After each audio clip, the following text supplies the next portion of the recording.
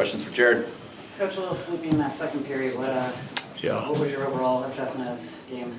Not moving in the second period, and then lots of turnovers in the neutral zone. I think we kind of got going a little bit at the end of the first, and then in the second we got cute with it, stopped putting pucks in and stopped forechecking, and they were just sitting up on everything and turning it back on us and gave up way too many rush chances. Just looking through the scoring chances against, most of them came off our turnovers. I don't think there was a lack of commitment to defend. It just, if you mismanage the puck and you're going on offense and you turn it over, they're going to go the other way in a hurry, especially that team. So got to be much better with that. But score first again.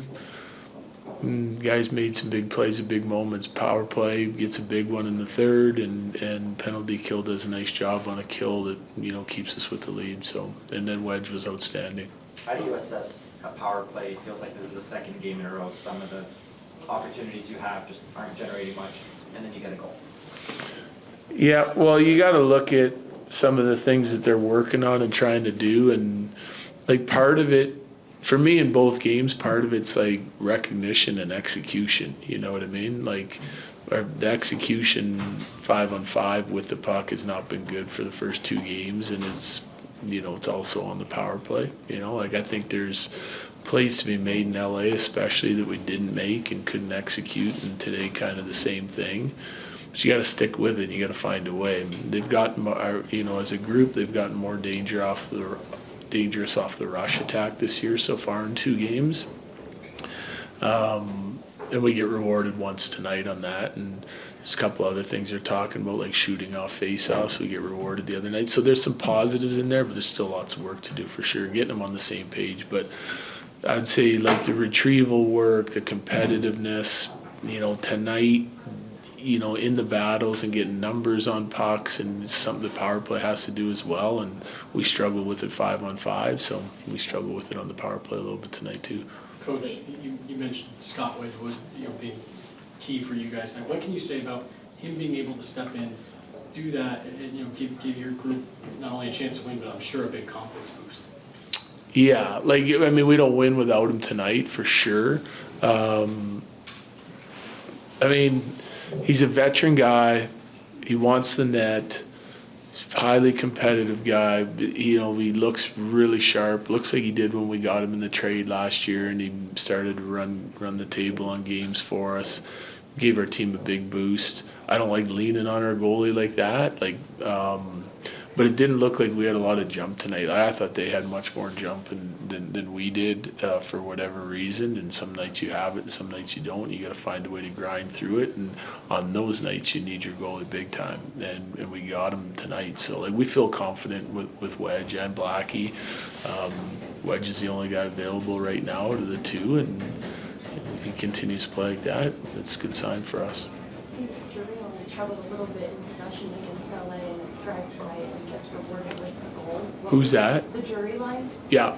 What was the biggest difference from one game to the next? Great first period tonight for me. And then they kind of went away for a while, but they did some good things. But that was their best line in the first period.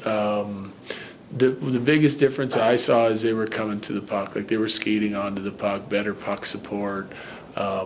You get spread out on a team like this, they're not giving you a bunch of room off the rush, right? So you're gonna have to get your chip game going, and they did that. That's how they scored their goal.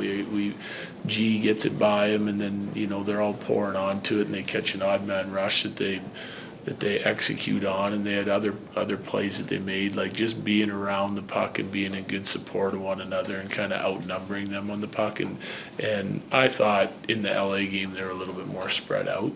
Yeah. Jared, how would you assess Gabe Landeskog for 2 games? And obviously he was in front of the net on the Nathan McKinnon game winner. Do you like him on power play 1 there? Yep. I like the personnel. We have options, but we're game 2, and it's new units and new coach, and it's going to take some time for him to gel, so we're going to be patient. Obviously we have the ability to switch things up if we want. I think Gabe's been good, more involved tonight. lots of penalties in the LA game, which kind of was weird. A lot of special teams for him and less 5-on-5. But, after a rough second period, I thought that line set the tone for us in the third. They had a couple really good shifts. Gabe getting physical, checking the puck back, getting some extended zone time. And it's just little things like that kind of carry over through the group, and he was for sure leading the way with that in the third period. So I've liked him so far through 2 games. Last one. I think you said in the past, like, you're not like a big goalie guy, like you're not gonna break down what Scott's doing well, but just having Scott and McKenzie whenever they're both playing well, like just how is that different for you as the head coach?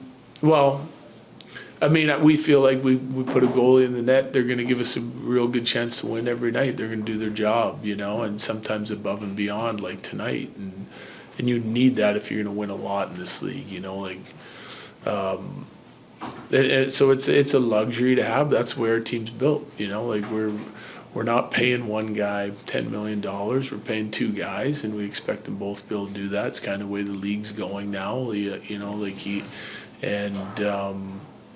they're both veteran guys. They're both good in the room. So we like our tandem. We like it a lot.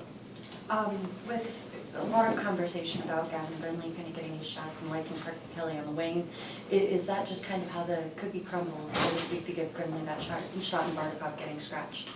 Yeah. You got to do what you got to do. I mean, if I move Kelly to the wing, I don't have a 4th-line center right now unless I'm playing Bardakov and I want Brindley in right now.